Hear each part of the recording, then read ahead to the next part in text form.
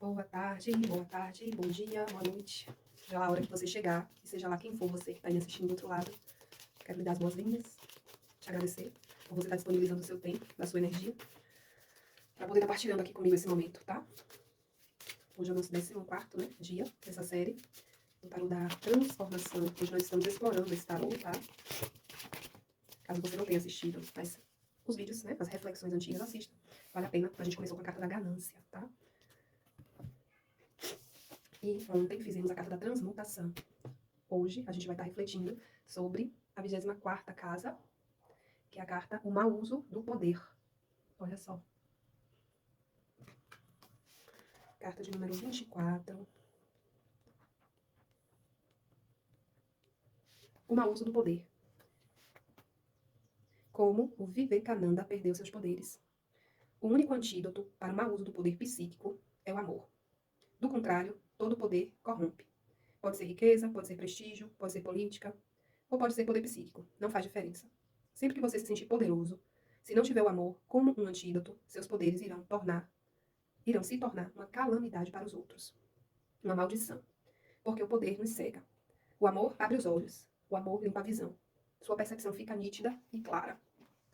No ashram de Ramakrishna, em Calcutá, havia muitos discípulos, e Vivekananda era o mais intelectual. Havia um homem bem simples que também era discípulo. Seu nome era Kalu, um homem pobre. Ele era tão leal, religioso e emotivo, que tinha no seu quarto centenas de estátuas de deuses diferentes. De manhã, cedo, ele tomava banho em Ganges e depois ia adorar esses deuses. É claro que todos tinham que ser reverenciados com a mesma devoção. Senão, um deles poderia se sentir ofendido.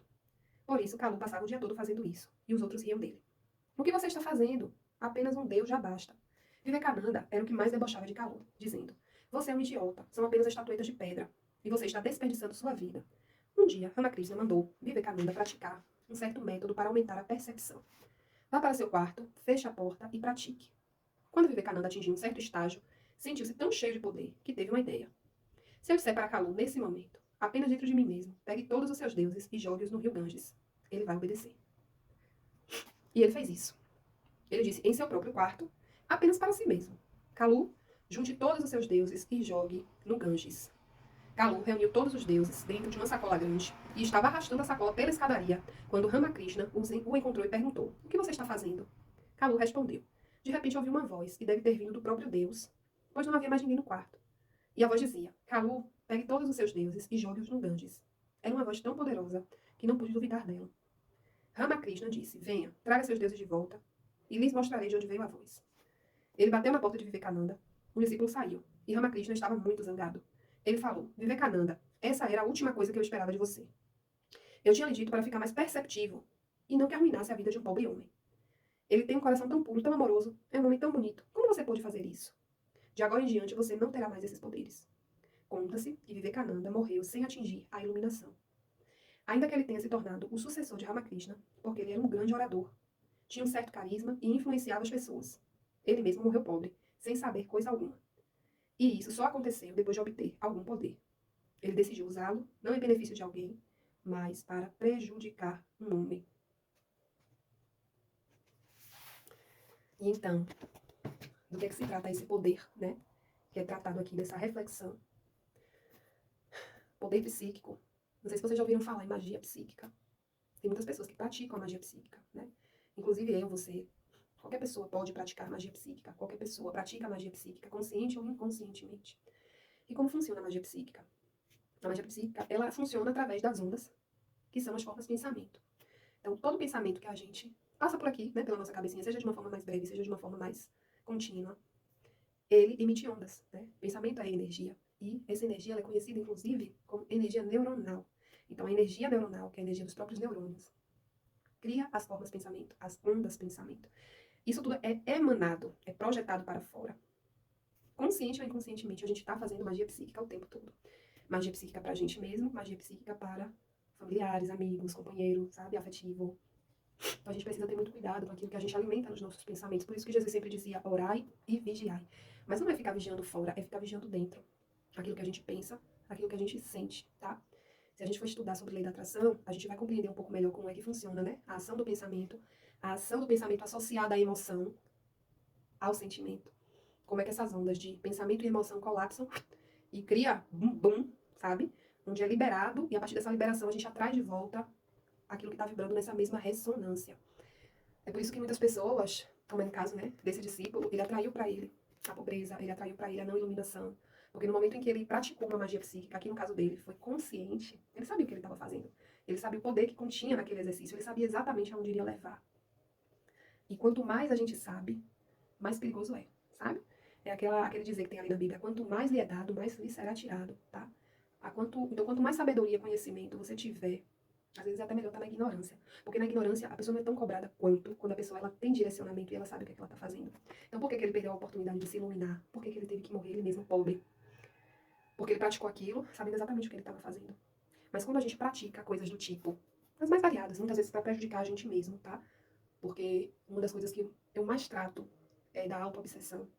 E quantas vezes eu, Paloma, também, eu já estive nesse lugar de me perceber, me auto-obsediando, me auto-sabotando, principalmente através daquilo que eu emano psiquicamente e no meu emocional, compreende?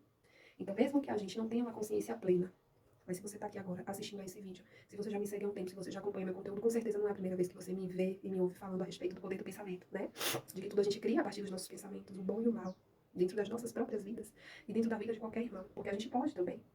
Ah, Paloma, mas isso é uma coisa que eu posso fazer com qualquer irmão? Gente, existem leis, né, que regem o universo. Então, o irmão que está lá, para ele receber essa magia psíquica, ele precisa em algum nível também estar em ressonância. Ele precisa ter deixado alguma brecha, alguma porta aberta, né? No caso desse discípulo Kalu, muito provavelmente a porta aberta era o emocional dele, né?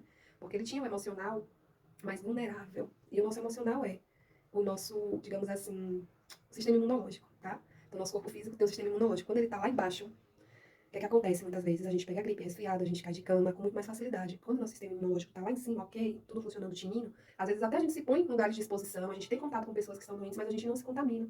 Por quê? Porque a gente está com o nosso sistema imune ok, né? A mesma coisa vale para o emocional da gente, a níveis energéticos e espirituais, tá? Então, se o meu emocional estiver fragilizado, automaticamente meu sistema imune está baixinho. Qualquer tipo de contaminação por vírus, bactérias, magias psíquicas ou não, qualquer tipo de feitiço, praga, maldição lançada, se eu tiver com o emocional muito baixo, a minha vibração, a minha energia, ela vai estar ressonante. E automaticamente eu vou estar muito mais vulnerável a receber esses tipos de ataques, sejam eles espirituais, energéticos ou psíquicos. Sejam eles realizados por pessoas encarnadas ou desencarnadas.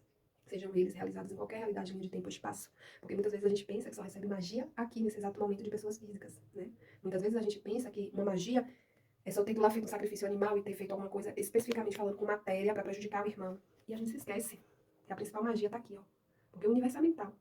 Então a gente sabe que existem pessoas, magos, magas, bruxas, feiticeiros, feiticeiras, encarnados hoje, que trazem um passado encarnatório muito forte com tudo isso, trabalhando dentro da magia, que muitas vezes não sabem que trazem, mas que são magistas em alto nível, em alto grau, e acabam se utilizando dos pensamentos, das formas de pensamentos, para prejudicar pessoas, quer consciente, quer inconscientemente. Então, por isso vale a importância a gente se manter muito atento a tudo isso. Porque você não sabe quem você foi nas últimas vidas suas, você não sabe do seu passado reencarnatório todo, você não sabe do poder psíquico, do tamanho do poder psíquico que você tem, né? Porque para descobrir esse tipo de coisa é necessário anos de estudo, de autoestudo, de mergulho, de autoconhecimento.